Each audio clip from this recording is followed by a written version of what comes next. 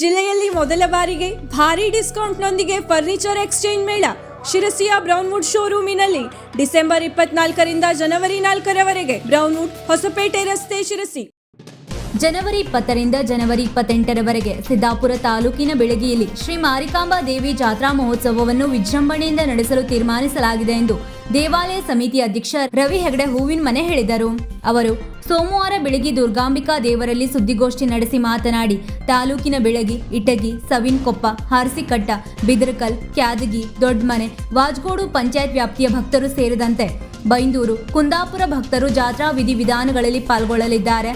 ಜಾತ್ರಾ ಮಹೋತ್ಸವದ ಅಂಗವಾಗಿ ಜನವರಿ 1ರಂದು ಅಂಕೆ ಹಾಕಲಾಗುವುದು ಹಾಗೂ ಜನವರಿ 11ರಂದು ಅಂಗಡಿ ಮಳಿಗೆಗಳ ಹರಾಜು ಪ್ರಕ್ರಿಯೆ ನಡೆಯಲಿದೆ. ಜನವರಿ 21ರಂದು ಶ್ರೀ ಸೂಕ್ತ ಹವನ ನಡೆಯಲಿದೆ ಎಂದರು. ಪೊಲೀಸ್ ಹಾಗೂ ಎಲ್ಲಾ ಇಲಾಖೆ ಮತ್ತು ಸ್ಥಳೀಯ ಪಂಚಾಯತ್ ಸಹಕಾರ ದೊರೆಯಲಿದೆ.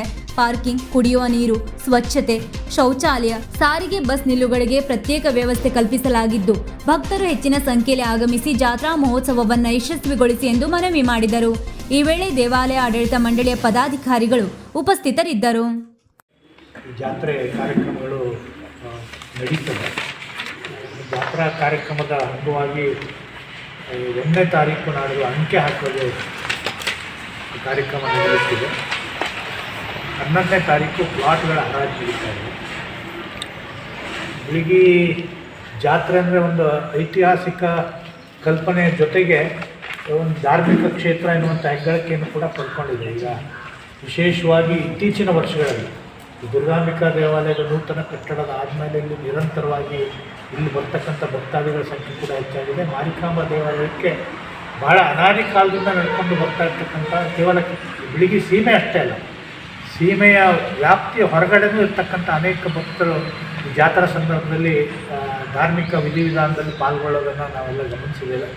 ಅದರಲ್ಲೂ ಬೈಂದೂರು, ಕುಂದಾಪುರ, ದಕ್ಷಿಣ ಕನ್ನಡ ಕಡೆಯಿಂದ ಬರ್ತಕ್ಕಂಥ ಅನೇಕ ಭಕ್ತಾದಿಗಳು ಜಾತ್ರೆಯಲ್ಲಿ ವಿಶೇಷವಾದ ಸೇವೆಯನ್ನು ಕೂಡ ಸಲ್ಲಿಸ್ತಾ ಇದ್ದಾರೆ.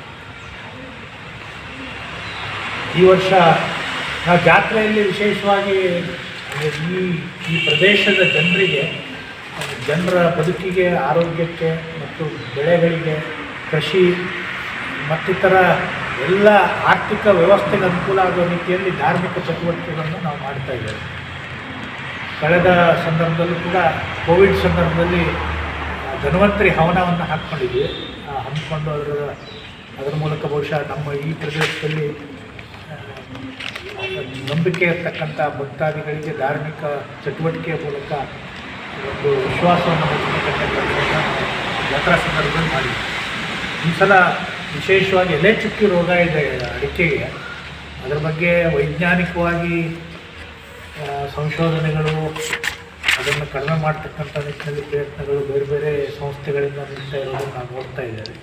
ಅದಕ್ಕೆ ಧಾರ್ಮಿಕವಾಗಿ ಏನು ಮಾಡ್ಬೋದು ಅಂತ ನಾವೆಲ್ಲ ಸ್ವಲ್ಪ ವಿಚಾರ ಮಾಡಿದಾಗ ಧಾರ್ಮಿಕವಾಗಿ ಕೃಷಿ ಮತ್ತು ಪ್ರಕೃತಿಗೆ ಪೂರಕವಾಗಿ ಒಳ್ಳೆಯದಾಗೋದಕ್ಕೆ ಶ್ರೀ ಸೂಕ್ತ ಹವನವನ್ನು ಮಾಡಬೇಕು ದೊಡ್ಡ ಪ್ರಮಾಣದಲ್ಲಿ ಅಂತ ಧಾರ್ಮಿಕ ತಜ್ಞರು ಅಭಿಪ್ರಾಯಪಟ್ಟಿದ್ದರಿಂದ ಇಲ್ಲಿ ಜಾತ್ರಾ ಸಂದರ್ಭದಲ್ಲಿ ಶ್ರೀ ಸೂಕ್ತ ಹವನದ ವ್ಯವಸ್ಥೆಯನ್ನು ಕೂಡ ನಾವು ಮಾಡಿದ್ದೇವೆ.